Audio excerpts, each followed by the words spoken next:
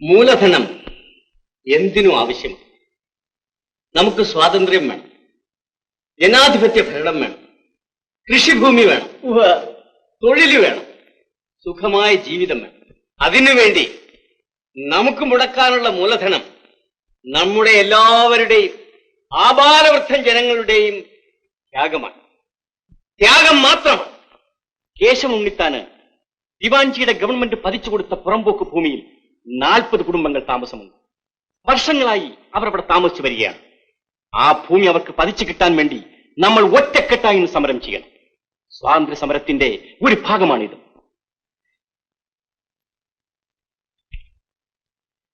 എന്താ എല്ലാവർക്കും മനസ്സിലായില്ലേ?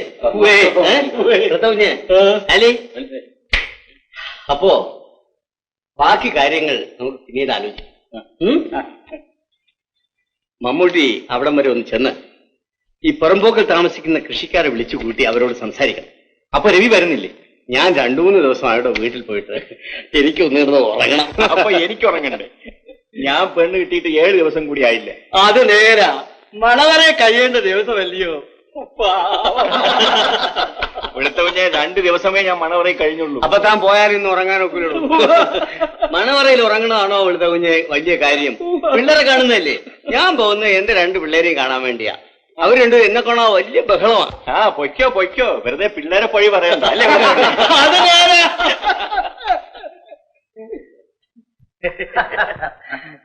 മധു ഇപ്പൊ എവിടെ നിന്ന് വരുന്നു? ഞാൻ ചുമ്മാ ഇങ്ങനെ ഇറങ്ങി. ഒരു രസവുമില്ല. തന്നെ തിരക്കിയാൽ കാണാൻ കൂടി കിട്ടുകയില്ല. ഈ കുഗ്രാമത്തിൽ സമയം പോക്കാൻ ഒരു വഴിയുമില്ല. എനിക്ക് സമയം തികയുന്നില്ല. താൻ കണ്ട ദാരിദ്ര്യ കൂട്ടങ്ങളുടെ കൂടെയല്ലേ നിന്റെ രാഷ്ട്രീയം അറുബോൾ. ഞാൻ പറയുന്നത് നിനക്കും നീ പറയുന്നത് എനിക്കും മനസ്സിലാവില്ല. അതുകൊണ്ട് ആ വിഷയത്തെ പറ്റി നാം സംസാരിക്കണ്ട. വീട്ടിലോട്ട് കയറുന്നു. വരാം. എന്നാ വാ.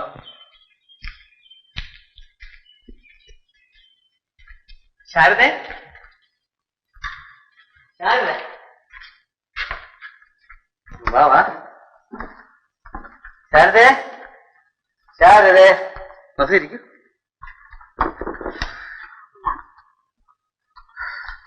കുഞ്ഞുങ്ങളെവിടെ? നബീസ വന്ന് അമ്മണി എടുത്തോണ്ട് പോയി. അപ്പോൾ അപ്പുന്റെ ഒരു പിണക്കം. ഉടനെ അവനെ എടുത്തോണ്ട് പോയി. ഈ മേത്തച്ചികളുടെ കൂടെയെല്ലാം കുഞ്ഞുങ്ങളെ അയക്കുന്നത് എന്തിന്? ഞങ്ങൾ ഒരു കുടുംബം വരെ കഴിഞ്ഞുകൂടുന്നവരാണോ? നബീസയെ കണ്ടാ പിന്നെ അമ്മണി എന്നെ തിരിഞ്ഞു നോക്കുപോലുമില്ല. ഞാൻ ഈ ജുബ്ബ അയച്ചിട്ടേക്ക് തരാം.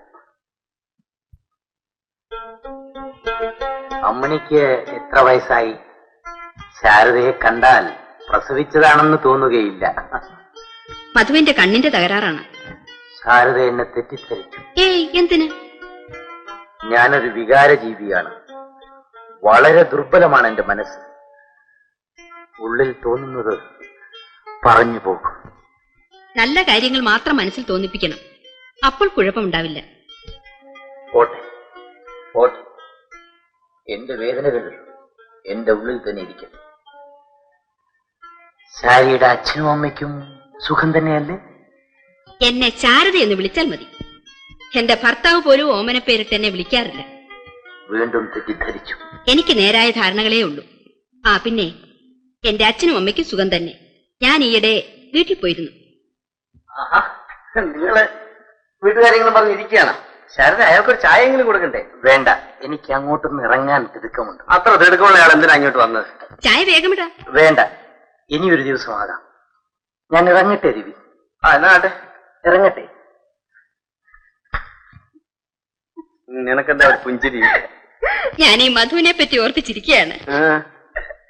അയാൾക്ക് പെണ്ണുങ്ങളെ കാണുമ്പോ കണ്ണി കൂടെ വെള്ളം വരും. അയാളൊരു നിത്യകാമുകനാ. പഠിക്കുന്ന കാലം മുതൽക്കേ ഇങ്ങനെയാ. മിക്കവാറും ഇവിടെ വരും. രവി ഉണ്ടോന്ന് ചോദിച്ചോണ്ട്. ഇവിടെ കാണുകയില്ലെന്നറിയാം. വന്നാ ഒരുമാതിരി അളിഞ്ഞ വർത്തമാനം പറഞ്ഞോണ്ട് ചടഞ്ഞങ്ങിരിക്കും. ഓ, എനിക്ക് വെറുപ്പാ. അപ്പോഴേ നമ്മളിങ്ങനെ പരദൂഷണം പറഞ്ഞോണ്ടിരുന്നാ മതിയോ? പിന്നെ എന്ത് വേണം?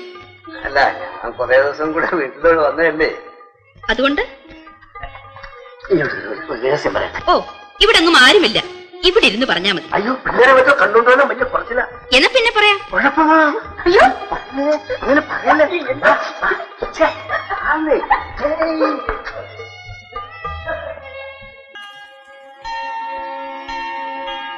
ഞാനിന്ന് മോന് 2-3 അടിയങ്ങ് കൊടുത്തു. എന്തിന്? മഹാകുശൃതി. മോളെ എപ്പോഴും കരയിപ്പിക്കും. അവനവളെ തല്ലോ? തല്ലുന്നത് എന്തിനാ? അവൻ അവളോട് പറയും, അച്ഛൻ എന്റെ അച്ഛനാണല്ലോ എന്ന്. അവളത് കേൾക്കാനുള്ള അവസ്ഥ അങ്ങോട്ട് കരച്ചിലും തുടങ്ങും. അച്ഛന്റെ കാര്യത്തിൽ അവൾക്ക് മാത്രമാണ് അധികാരം. അല്ലേ മോളെ? എന്റെ മോള് കരയൊന്നുമില്ല. അല്ലേ മോളെ? ഞാൻ അവിടെ അച്ഛൻ തന്നെ. അച്ഛൻ അങ്ങ് പറഞ്ഞേച്ചാ മതിയല്ലോ. എന്റെ പൊന്നുമോള് പുന്നാരിച്ച് പെണ്ണിനെ ഉണർത്തിയാലേ.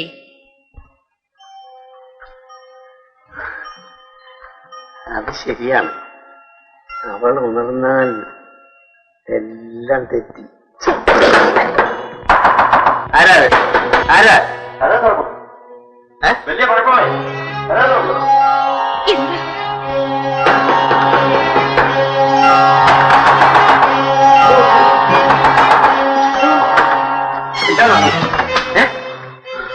എന്താണ്?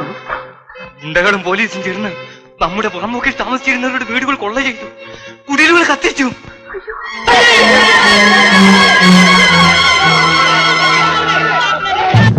അവർ നമ്മുടെ വീടുകൾ കടന്ന് ആക്രമിക്കുകയാണ്. ഇരുട്ടത്ത് ഗുണ്ടകളുടെ കുത്തേറ്റ് 2 പോലീസുകാർ മരിച്ചിട്ടുണ്ട്. ഇത് കരുതിക്കൂട്ടിയുള്ള ആക്രമണമാണ്. ജനങ്ങളുടെ സ്വാതന്ത്ര്യദാഹം ഇതുകൊണ്ടൊന്നും തണുപ്പിക്കാൻ പറ്റില്ല. ഞാൻ അങ്ങോട്ട് പോവുകയാണ്. അയ്യോ വേണ്ട, പോകണ്ട. ശാരദേ,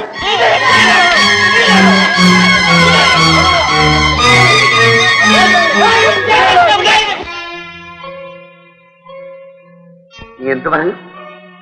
ഞാൻ പോകരുതെന്നോ?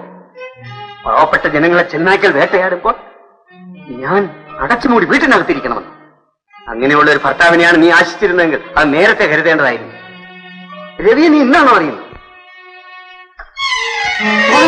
ഇപ്പോഴങ്ങോട്ട് പോകണ്ട. റിസോർട്ട് പാർട്ടി എത്തി. നമ്മുടെ ആളുകളെ ഓടിച്ചിട്ട് പിടിക്കുന്നു. രവി സാറിന് തിരക്കുന്നുണ്ട്. അയ്യോ, എങ്ങോട്ടെങ്കിലും ഒളിക്കണം. അയ്യോ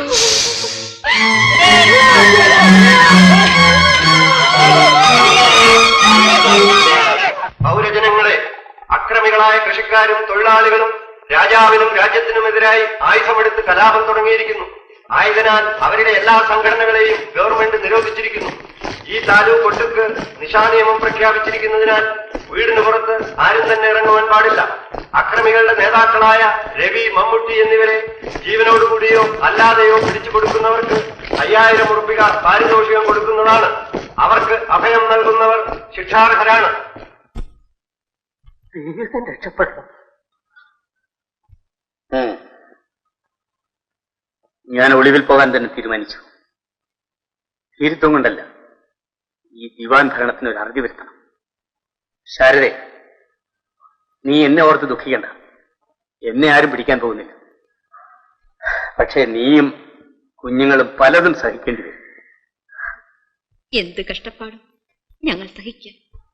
എന്ത് തന്നെ സഹിക്കേണ്ടി വന്നാലും രാജ്യത്തിനും സ്വാതന്ത്ര്യത്തിനും വേണ്ടിയാണെന്ന് കരുതണം. പോലീസ് ഒഴിവാക്കിയിരിക്കുന്നു.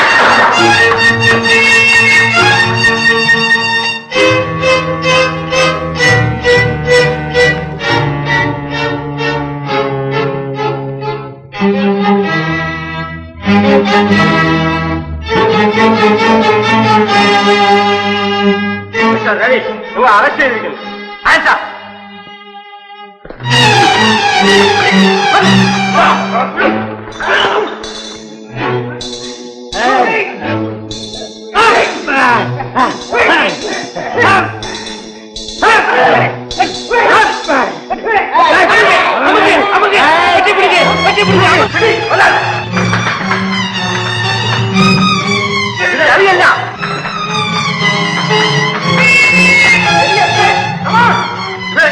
കൊണ്ടുവരും.